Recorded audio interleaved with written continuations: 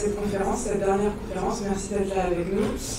Donc on va parler de l'IA générative et réchauffement climatique, comment réduire la facture.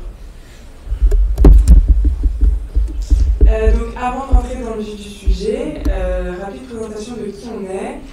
Donc moi je suis Émilie, je suis data scientist confirmée chez Octo Technologies, qui est une boîte de conseil, et je suis spécialisée notamment dans ce qu'on appelle l'IA responsable. Donc ça va être tout ce qui est explicabilité de modèles de machine learning, la gestion des biais dans l'IA et le coût environnemental donc de l'IA. Et moi c'est Ariel, je suis MLOps Engineer.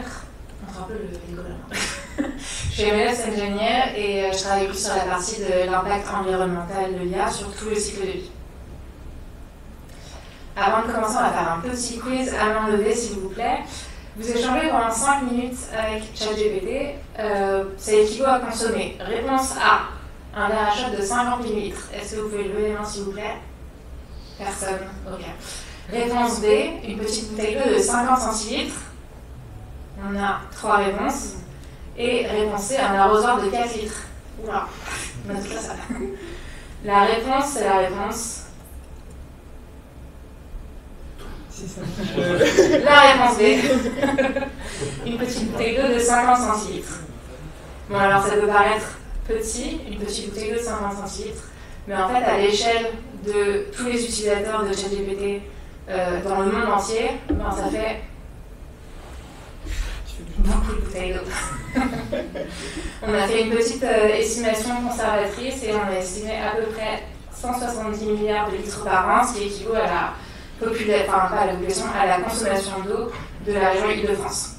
Et là, on parle que d'eau, on ne parle pas des émissions CO2, on ne parle pas de l'extraction des ressources, on ne parle pas de la consommation d'électricité et de tous les autres impacts que ça peut avoir. Et surtout, on parle que de ChatGPT et pas des autres assistants IA. Et en fait, l'IA générative, c'est pas que ChatGPT. Donc comme Ariel vous l'a dit, les IA génératives elles sont présentes partout dans notre quotidien. Donc sur la slide, on vous a indiqué en fait c'est tous les IA conversationnels jusqu'à octobre, début octobre. Donc c'est possible que là il y en ait encore des nouveaux. On a eu une explosion en fait depuis l'arrivée de ChatGPT des IA conversationnels, donc ChatGPT, Claude, le chat de Mistral. On a également en fait des outils qui sont spécifiques à une tâche, donc par exemple GitHub Copilot pour vous aider dans le code. Midjourney pour générer des images. Donc on a eu vraiment une explosion en fait de ces IA conversationnels qu'on va utiliser pour nous aider dans notre travail ou autre. Et en plus, à côté de l'explosion de ces outils d'IA conversationnels, on a aussi en fait dans les outils qu'on utilise tous les jours de l'IA générative qui s'est injectée. Par exemple, aujourd'hui sur LinkedIn, si vous voulez améliorer votre post ou écrire un message, vous pouvez utiliser l'IA générative. Pareil sur WhatsApp. Sur Messenger, si vous voulez améliorer une image, vous pouvez utiliser également l'IA générative. Et donc, en fait, parfois, on utilise même de l'IA générative sans nous en rendre compte. Par exemple, ce matin, moi j'étais sur Notion et je faisais de la prise de notes. Et à chaque fois, en fait, sur Notion, on va vous proposer d'améliorer votre texte, d'améliorer le design en utilisant de l'IA générative. Et donc, je viens de vous dire, on a eu une explosion de ces outils d'IA générative, on les utilise tout le temps. Et en plus, on n'est qu'au début en fait, de l'utilisation de l'IA d'après les prévisions. Donc ici, sur la slide, on vous a mis une citation d'AWS qui dit que le rythme d'adoption de l'IA, ça dépasse celui des premiers téléphones portables. Chaque minute, il y a 5 entreprises européennes qui intègrent de l'IA. Et en plus, on a mis un joli graphique qui détaille la taille du marché de l'IA générative. Donc en 2020, c'était plutôt autour de 5 milliards en Europe, et les prévisions pour 2030, c'est presque 400 milliards de dollars. Et avant l'arrivée de l'IA générative, les GAFAM étaient plutôt dans une bonne dynamique pour atteindre une neutralité carbone en 2030.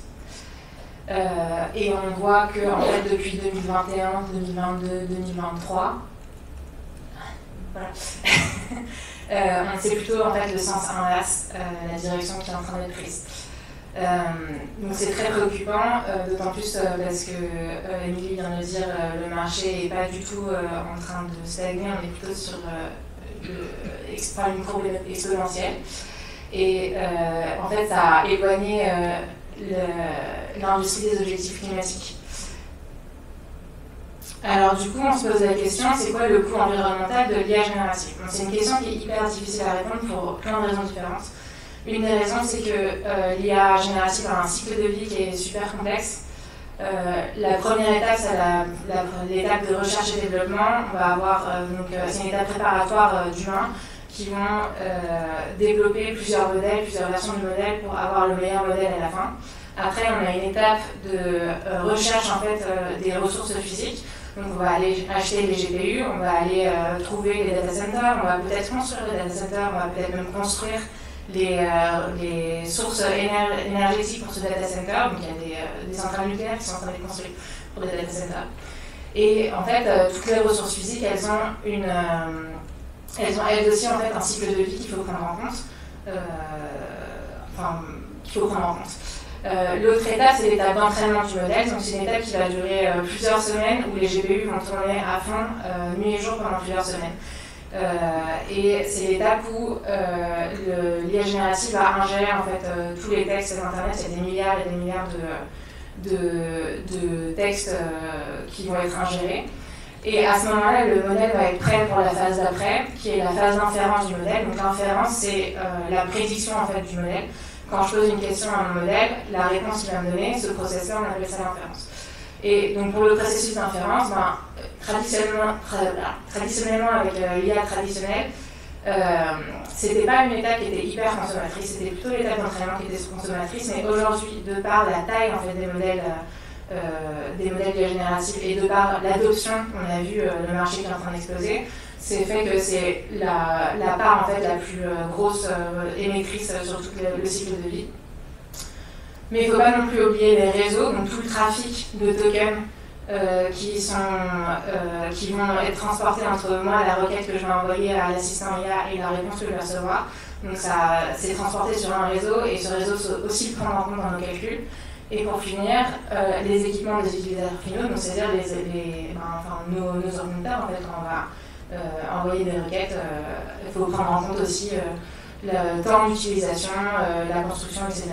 Et tout ça, en fait, c'est sans compter l'impact du contenu des requêtes qu'on va donner aux assistants. Donc peut-être que dans les requêtes qu'on va donner, ça va avoir des impacts, en fait, peut-être qu'on va les utiliser pour construire des choses qui vont avoir des impacts négatifs sur l'environnement. Donc ça, on ne le prend pas en compte, mais normalement, théoriquement, dans une vraie analyse de cycle de vie, on le tiendra en compte. Et l'autre raison pour laquelle c'est difficile d'estimer le coût environnemental de l'IA générative, c'est que c'est une industrie qui est très très opaque.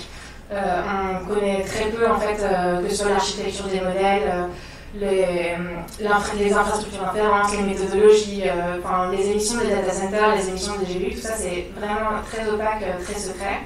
Il n'y a que quelques acteurs qui ont partagé en fait, des chiffres, et ça date de cet été, Mistral et Google ont partagé. Et jusqu'à récemment, c'était vraiment Meta en fait, qui fait des modèles open weights et qui avait partagé les émissions sur l'entraînement des modèles. Et il y a une agence en décarbonation qui s'appelle Carbone 4 qui a fait une analyse justement sur les chiffres partagés par Meta. Donc Meta a partagé que pour entraîner son modèle Llama 3 de 400 milliards de paramètres, juste pour l'entraînement, l'électricité des GPU, ça avait pris à peu près 9000 tonnes d'émissions carbone. En faisant une analyse un petit peu plus poussée, Carbone 4 a vu que en fait, c'était juste le dessus de l'iceberg, ce n'est pas pris en compte par exemple d'autres émissions qui sont générées pendant l'entraînement, ni les autres étapes du cycle de vie du modèle. Et que en fait, du coup, dans ce process, ils avaient peut-être oublié au moins 10 000 tonnes dans le calcul. Donc Ariel vous l'a dit, il y a Mistral qui a publié un article cet été donnant en fait les chiffres de ces modèles, quel est le coût environnemental des modèles de Mistral. Et donc on vous a mis sur la slide le chiffre qu'ils ont indiqué partout.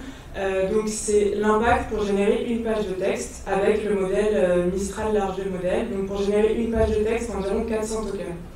Et ils ont donné les chiffres, donc que ce soit en émissions CO2, en eau ou en consommation de matériaux, avec leur équivalence, qu'est-ce que ça représente dans l'air de vie. Ce qu'on obtient comme chiffre pour l'émission CO2, on a 1,14 g d'émission CO2, ce qui correspond à regarder une vidéo en streaming pendant 10 secondes. Pour l'eau, on a 0,05 litres d'eau, ce qui correspond à faire pousser un petit radis. Et pour la consommation de matériaux, on a 0,2 mg d'équivalent antimoine, ce qui correspond à produire une pièce de 2 centimes d'euros. Partant de ces chiffres-là, pour générer une page de texte, 400 tokens, on peut se dire en fait ces chiffres ils sont pas alarmants, c'est pas des gros chiffres en soi, c'est pas, on se dit que c'est pas énorme disons. Sauf qu'en fait il faut lire un peu entre les lignes, c'est-à-dire qu'ici ils ont donné l'impact marginal d'une page de texte. Donc en fait ils ont donné l'impact uniquement à l'inférence, ils n'ont pas pris en compte tout l'entraînement avant. Et donc si on regarde un peu à la fin de l'article, ils ont donné d'autres chiffres, mais ils n'avaient pas donné l'équivalence. Donc nous, ce qu'on a fait, c'est qu'on a récupéré ces chiffres-là et on a calculé l'équivalence. Donc là, ce qu'on a comme chiffre, c'est pour l'entraînement de Mistral large de modèle, donc c'est toujours le même modèle, mais là on a l'entraînement plus l'inférence pendant 18 mois. Donc l'entraînement du modèle et l'inférence pendant 18 mois pour le même modèle, et on obtient des chiffres qui sont plus du tout les mêmes. On a 20,4 kilotonnes d'émissions de CO2, qui correspond à regarder une vidéo en streaming pendant plus de 5000 ans. Donc on n'était plus du tout à 10 secondes avant, hein, on est vraiment sur 5000 ans, qui représente à peu près 20 000 allers-retours Paris-New York en avion. Pour la consommation en eau, on est à 280 000 m3 d'eau, qui correspond à faire pousser 5,6 milliards de radis. Et enfin, pour la consommation en matériaux, on est à 660 kg d'équivalent antimoine, qui correspond à produire 3,3 milliards de pièces de 2 centimes d'euros.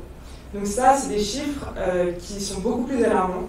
Et en fait, c'est des chiffres qui sont beaucoup plus corrects parce qu'ils prennent en compte l'entraînement et ils prennent en compte le fait qu'il y a plein d'utilisateurs en fait, qui vont utiliser ce modèle Mistral large 2.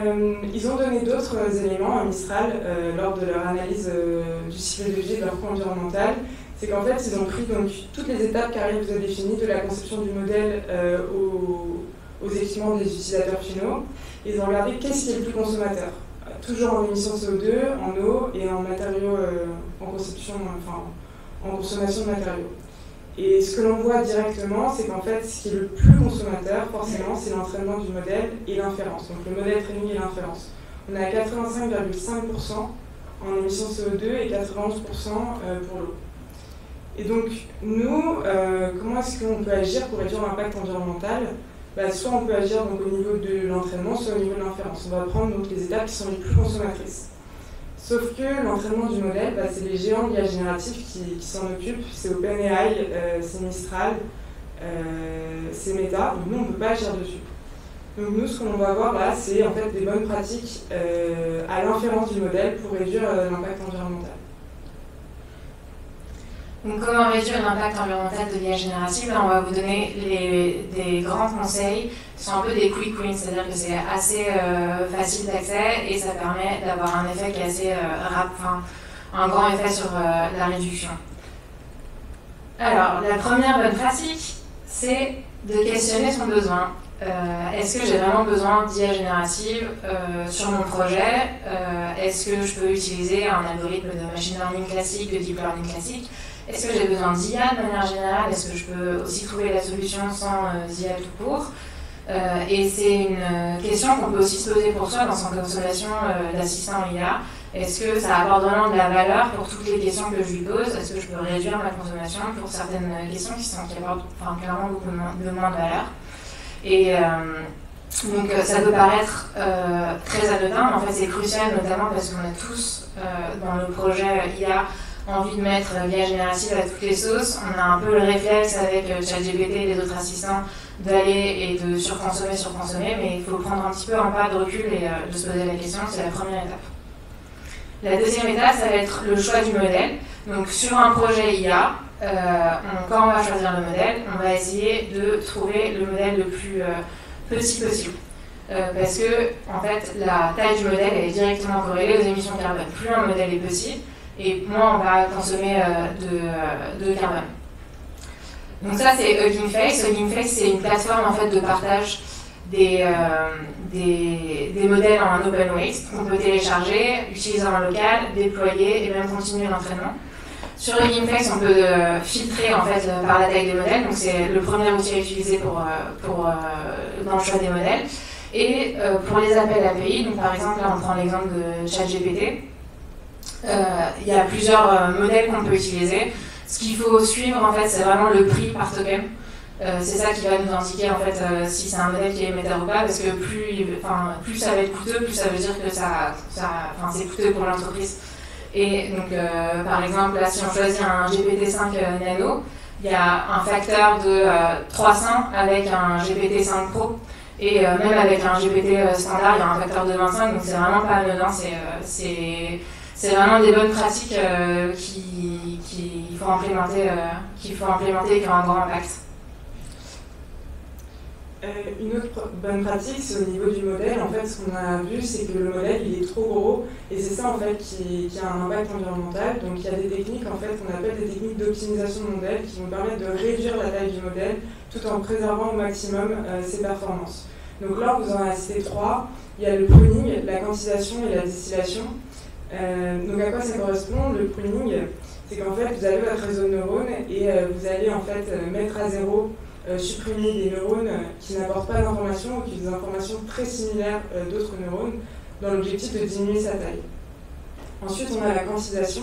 La quantisation, c'est qu'en fait, dans un réseau de neurones, vous avez des poids qui sont en général représentés sur 32 bits, et là, vous allez pouvoir les remonter plutôt sur 16 bits ou sur 8 bits, ce qui vont permettre de réduire donc, la taille du modèle et d'accélérer les temps de calcul.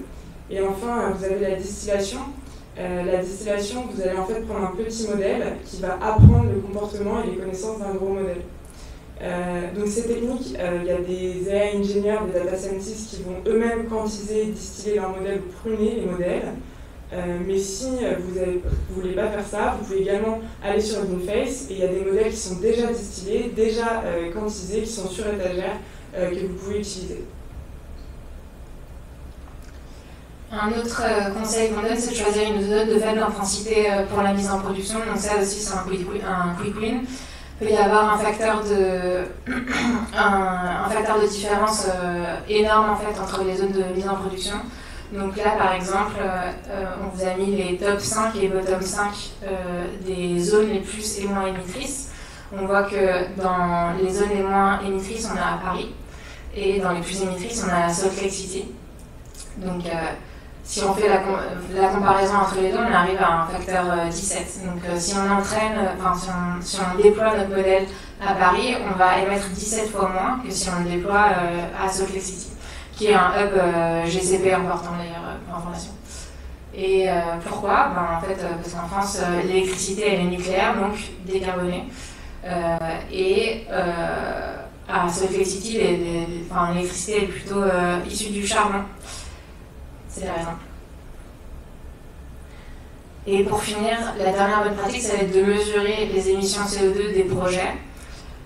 C'est important parce que ça permet d'avoir des équivalences et de se rendre compte de sa propre de la consommation en fait, de son projet. Et ça permet aussi d'améliorer son projet au fur et à mesure en implémentant des optimisations. On a 3 librairies qu'on conseille pour la mesure en fonction des cas pratiques. Donc, le premier cas, c'est par exemple, j'ai envie de monitorer un modèle propriétaire. Donc, dans mon code, je vais faire des appels API. Et donc ça, on a la librairie qui s'appelle EcoloKits qui se base sur des hypothèses. Donc, on vous l'a dit plus haut, on n'a pas les chiffres, on ne sait pas quelles sont les émissions.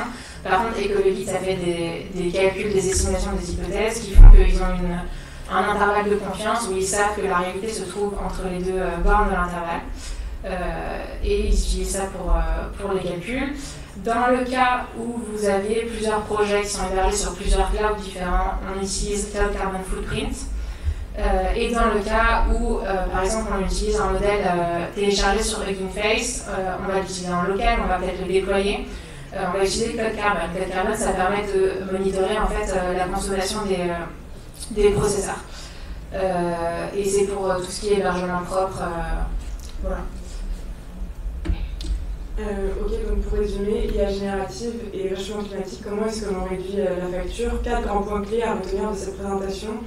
Premier, c'est prioriser les usages utiles de l'IA, se poser la question vraiment, est-ce que j'ai vraiment besoin de GenAI? Est-ce qu'il n'y a pas une solution moins coûteuse pour l'environnement, pour mon entreprise, qui sera plus facile à monitorer?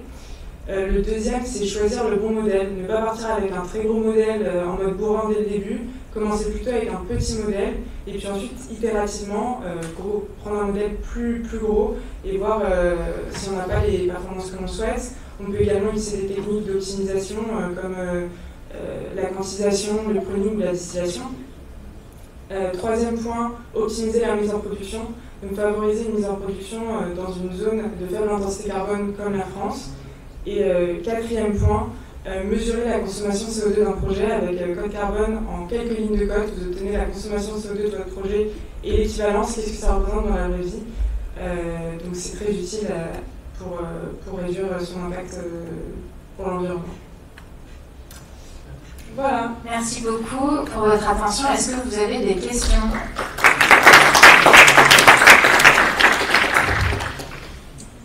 N'hésitez pas à donner votre feedback sur la présentation. Merci. Vous parlez d'algorithmes typiques pour remplacer des LLM.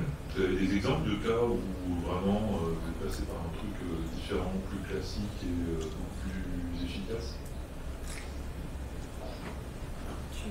Je pense que tu as des exemples communs. En fait, moi, c'est plus que comme on est dans une mode de conseil, on travaille avec des clients et c'est vrai qu'un LLM, vous avez le wow effect parce que c'est génératif. Mais par exemple, pour des tâches d'IA traditionnelles, les gens ont tendance à vouloir tester est-ce que les LLM va pouvoir fonctionner. Donc pour une tâche de classification, par exemple, par exemple des générations d'embedding, etc. Pour des tâches qu'on faisait en IA traditionnelle, ils veulent le remplacer avec de l'IA générative, alors ça marche très bien en IA traditionnelle. Donc moi je dirais que c'est ça les principaux exemples que j'ai. Je sais pas si c'est pareil. Les classifications surtout. Ouais. D'accord, merci. On a une question dans le fond. Merci pour le talk, déjà très intéressant. Quand vous avez fait votre calcul là, pour savoir l'impact total de ChatGPT ou de Mistral, je sais plus vraiment, ouais. Avec 400 tokens, donc vous dites que c'est l'entraînement qui, en prenant en compte l'entraînement, c'est là où c'est plus lourd. Mais alors, je ne suis pas expert en IA, mais pour moi, ce que j'avais comprendre, c'est que l'entraînement, une fois qu'il est fait, il est fait. Donc, une fois que le modèle est déployé, en soi, c'est comme les PC. Si on veut réduire l'impact, il faut faire durer utiliser ce modèle le plus longtemps possible, non? Alors ici, juste pour donner un peu plus de détails, donc il y a l'entraînement qui est pris en compte, mais il y a également 18 mois d'inférence où les personnes vont aller utiliser le modèle. Donc c'est pour ça que c'est des résultats qui sont aussi importants. Mais du coup, ta question, c'est quoi exactement? En fait, la question, c'est que je me disais, en fait, ce chiffre va diminuer s'il y a plus d'utilisateurs, mais effectivement, comme il y a l'inférence. Non, en fait, parce que c'est des émissions, donc plus tu as d'utilisateurs, plus ça va monter. Et d'ailleurs, ces chiffres-là, en fait, ils prennent en compte les deux, l'entraînement et l'inférence. Moi, j'avais retenu que l'entraînement. Ouais.